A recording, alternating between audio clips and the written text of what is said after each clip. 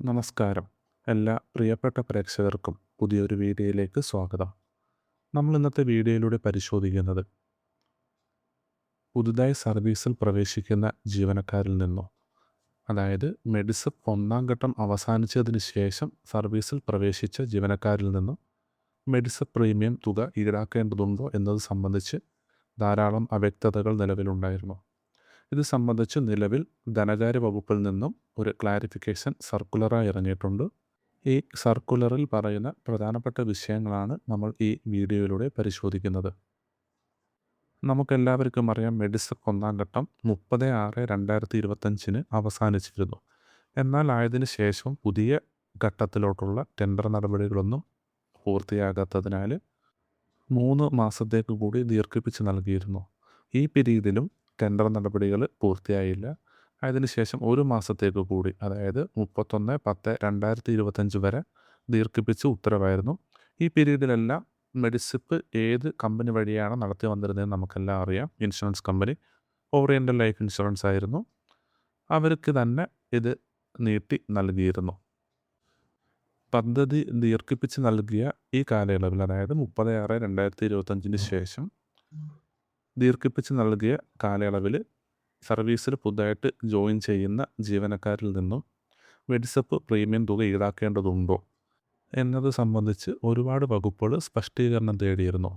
Insurance കമ്പനിയുമായിട്ടുള്ള ധാരണാപത്രപ്രകാരം policy കാലയളവിനിടയിൽ സർവീസിൽ പുതുതായിട്ട് പ്രവേശിക്കുന്ന ജീവനക്കാരുടെ ഡേറ്റയുടെ എണ്ണത്തിന് അനുസൃതമായ പ്രീമിയം തുകയും നിശ്ചിത ഇടവേളകളിലാണ് ഇൻഷുറൻസ് കമ്പനിക്ക് കൈമാറുന്നത്. ഇത് നമുക്ക് എല്ലാവർക്കും അറിയാവുന്ന കാര്യമാണ്. കാര്യം നമ്മൾ മെഡിസപ്പിൽ രജിസ്റ്റർ ചെയ്ത ഉടനെ നമുക്ക് മെഡിക്കാർഡ് കിട്ടത്തില്ല. അതല്ല എങ്കിൽ നമ്മൾ എന്തെങ്കിലും അപ്ഡേഷൻ വരുത്തുന്നു, പുതിയൊരു നോമിനി ഉൾപ്പെടുത്തുന്നു, മെഡിക്കാർഡ് അപ്ഡേറ്റ് ചെയ്ത് വരുന്നത് വളരെ വൈകിയാണ്. കാര്യം ഓരോ ഇടവേളകളിലാണ് സർക്കാർ ഈ ഡേറ്റാസ് എല്ലാം ഇൻഷുറൻസ് കമ്പനിക്ക് കൈമാറുന്നത്. മെഡിസപ്പ് പദ്ധതിയുടെ ഒന്നാം ഘട്ടം 30/6/2025 അവസാനിച്ചപ്പോൾ നിലവിലെ പദ്ധതി 3 മാസ കാലയളവിലേക്ക് നീട്ടി. 30/9/2025 വരെയാണ് ആദ്യം നീട്ടിയത്. ഈ കാലയളവിൽ പുതുതായി ഡേറ്റ കമ്പനിക്ക് കൈമാറി കാർഡ് അനുവദിക്കുന്നത് പ്രായോഗികമായിരുന്നില്ല. ആയതിനാൽ തന്നെ 19/5/2025 ശേഷം പുതുതായി സർവീസിൽ പ്രവേശിച്ചവർ ഈ തീയതിക്ക് ശേഷം മാത്രം പ്രൊഫൈൽ ക്രിയേറ്റ് ചെയ്ത്, അതായത് മെഡിസപ്പ് പ്രൊഫൈൽ, ചിലപ്പോൾ ഈ വ്യക്തി മാർച്ചിൽ ജോയിൻ ചെയ്തിട്ടുണ്ടായിരിക്കും, പക്ഷേ മെഡിസപ്പിൽ പുതുതായിട്ട് ആഡ് ചെയ്തത് മെയ് 19 ശേഷമായിരിക്കാം. അങ്ങനെയുള്ളവരുടെ വിവരങ്ങളൊന്നും ഇൻഷുറൻസ് കമ്പനിക്ക് കൈമാറിയിട്ടില്ല. ആയതിനാൽ ഇൻഷുറൻസ് കമ്പനിക്ക് കൈമാറിയിട്ടില്ലെന്ന് പറഞ്ഞു കഴിഞ്ഞാൽ അർത്ഥം ഈ പദ്ധതിയിൽ നമ്മളില്ല. പക്ഷേ നമ്മളിൽ നിന്നെല്ലാം സാലറിയിൽ നിന്ന് മെഡിസപ്പ് പിടിച്ചിട്ടുണ്ടായിരിക്കും. കാര്യം മെഡിസപ്പ് ഒരു കമ്പൾസറി ഡിഡക്ഷനാണ്. നമ്മൾ ഡിഡക്ഷൻ ആഡ് ചെയ്യേണ്ടതില്ല, ഓട്ടോമാറ്റിക്കായിട്ട് പിടിക്കുന്നതാണ്. പല വകുപ്പുകളിലും അരിയർ ഉൾപ്പെടെ പിടിച്ചിട്ടുണ്ടായിരിക്കാം. കാര്യം നമ്മളിപ്പം ജോയിൻ ചെയ്യുന്ന മാസം പാർട്ട് സാലറി ആയിരിക്കാം. മേ ബി 5-ാം തീയതി 6-ാം തീയതി ജോയിൻ ചെയ്യുന്ന ഒരു വ്യക്തി ഒരു മാസം, ആ മാസം പാർട്ട് സാലറി ആയതുകൊണ്ട് മെഡിസപ്പ് ഡിഡക്റ്റ് ചെയ്യത്തില്ല. അപ്പം അടുത്ത മാസത്തെ സാലറിയിൽ നിന്നും നമ്മൾ അരിയറായിട്ട് പിടിക്കും. അപ്പോൾ നമ്മൾ അരിയറും മന്ത്ലി പ്രീമിയം അരിയറും ഒക്കെ നമ്മളിൽ നിന്ന് പിടിച്ചിട്ടുണ്ടായിരിക്കും. അപ്പം ഈ വ്യക്തികൾക്ക് മെഡിസപ്പ് പിടിച്ച തുക തിരിച്ച് കൊടുക്കേണ്ടതായിട്ടുണ്ട്. 19/5/2025 ശേഷം ജോലിയിൽ പ്രവേശിച്ചവരെയും പ്രൊഫൈൽ സൃഷ്ടിച്ചവരെയൊക്കെ രണ്ടാം ഘട്ടത്തിൽ ഉൾപ്പെടുത്തുമെന്നാണ് നിലവിൽ ഗവൺമെൻറ്റിൽ നിന്ന് പറയുന്നത്. ഇവരിൽ നിന്ന് പിടിച്ച എമൗണ്ട് നമ്മൾ തിരിച്ച് കൊടുക്കേണ്ടതായിട്ടുണ്ട്. അത് എങ്ങനെയാണെന്ന് നമുക്ക് നോക്കാം. അതായത് റീഫണ്ട് സംബന്ധിച്ച് ഒരു ഗവൺമെൻറ് ഓർഡറുണ്ട്. GOMS 80/2023 ഫിനാൻസ് എന്ന ഈ ഉത്തരവ് പ്രകാരമാണ് അധികമായി ഏതെങ്കിലും തെറ്റായ രീതിയിൽ മെഡിസപ്പ് പ്രീമിയം പിടിച്ചിട്ടുണ്ടെങ്കിൽ തിരിച്ച് കൊടുക്കേണ്ടതിനെക്കുറിച്ച് പ്രതിപാദിക്കുന്നത്. ആയതിനായിട്ട് നമ്മൾ വ്യക്തികൾ, അതായത് നമ്മുടെ ഓഫീസിൽ ഏത് ജീവനക്കാരിൽ നിന്നാണോ മെഡിസപ്പ് പ്രീമിയം അധികമായിട്ട് അല്ലെങ്കിൽ തെറ്റായി തിരിച്ചിട്ടുള്ളത്, ഈ ജീവനക്കാരൻ ഒരു അപേക്ഷ DDOക്ക് സമർപ്പിക്കണം. അത് നമ്മൾ മുമ്പ് പറഞ്ഞ ഉത്തരവിൽ GOMS 80/2023 ഉത്തരവിൽ ഒരു അനക്സർ ആയിട്ട് കൊടുത്തിട്ടുണ്ട്, ഒരു പ്രൊഫോമയുണ്ട്. ആ പ്രൊഫോമ പ്രകാരമാണ് അപേക്ഷ സമർപ്പിക്കുന്നത്. ആ പ്രൊഫോമ ജസ്റ്റ് നമുക്ക് നോക്കാം. അതിനകത്ത് നമ്മളുടെ എംപ്ലോയിയുടെ പേര്, പെൻ നമ്പർ, ഏത് ഓഫീസ്, നമ്മളുടെ DDOയുടെ പേര്, DDO കോഡ്, എത്ര രൂപയാണ് പിടിച്ചത്, ഏത് ഹെഡ് ഓഫ് അക്കൗണ്ടിലോട്ടാണ് ഈ തുക ഒടുക്കിയത്, അത് നമ്മുടെ ബിൽ ഷെഡ്യൂൾ എടുക്കുമ്പം അതിനകത്ത് കാണാൻ പറ്റുന്നതാണ്. പിന്നെ ഈ വ്യക്തിയുടെ ബാങ്ക് ഡീറ്റെയിൽസ്, IFSC കോഡൊക്കെ ഉൾപ്പെടെ വേണം അതിനകത്ത്. അക്കൗണ്ട് നമ്പർ, IFSC, പിന്നെ പാസ്ബുക്കിൻ്റെ ഫ്രണ്ട് പേജും കൂടെ അറ്റാച്ച് ചെയ്യുക. എന്തുകൊണ്ടാണ് റീസൺ തെറ്റായത് അത് നമുക്ക് കാര്യം അറിയാം, അതവിടെ ചേർക്കുക. റിമാർക്സ് എന്തെങ്കിലും ഉണ്ടെങ്കിൽ അത് ചേർത്ത് ഒപ്പിട്ട് നമ്മളൊരു സബ്മിഷൻ ഓഫീസിൽ DDOക്ക് കൊടുക്കുക.